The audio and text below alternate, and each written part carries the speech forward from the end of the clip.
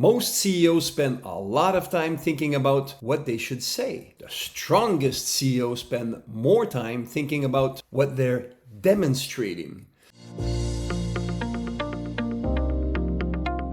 A CEO once told me, I've communicated the vision over and over, yet my team still isn't fully aligned. The question wasn't whether they had communicated properly. The question was whether he was modeling what he was communicating.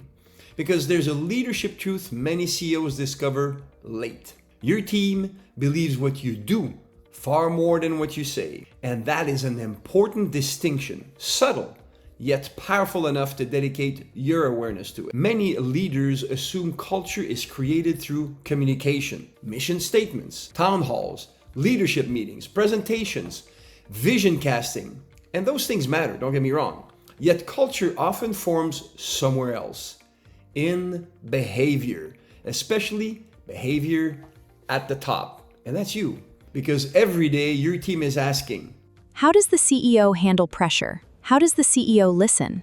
How does the CEO treat people? How does the CEO respond to disagreement? How does the CEO build trust? They come from observation. Let's consider the silent leadership lesson. Whether you realize it or not, your team is constantly learning from you. Not during your presentations, but during your reaction. If you preach collaboration, yet make decision in isolation, people notice. If you talk about trust, yes, you micromanage, people notice. If you encourage open communication, yet become defensive when challenged, and eventually they stop listening to the words because behavior becomes the louder message. So let's consider the trust multiplier for a moment, because you see, trust is one of the most misunderstood leadership assets. Most leaders think trust is built through communication or because of your title. Partly true. Yet, trust is primarily built through consistency. The gap between what you say and what you do determines how much trust exists. Small gap, high trust. Large gap, low trust. Very simple.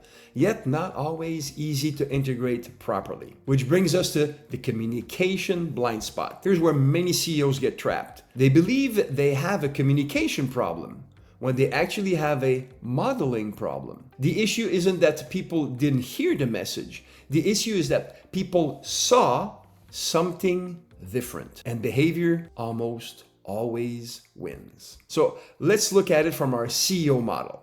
This is where the Chief Excavation Officer begins asking deeper questions. Not what am I saying?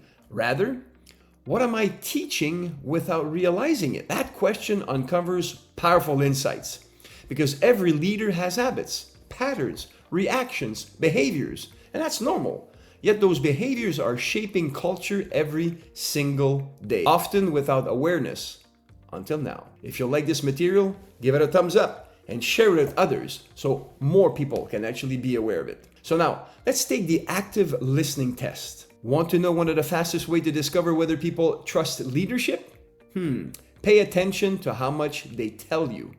Not in meetings, after meetings. Do people bring concerns forward? Do they challenge assumptions? And do they offer different perspectives? Or do they simply agree? Because people who feel heard tend to contribute. People who feel judged tend to withdraw. You do it, I do it. It is normal. Yet withdrawal is often mistaken for agreement. Yet it's a time bomb for misalignment. Now, onto the Chief Expansion Officer, another CEO aspect. Strongest CEOs expand perspective.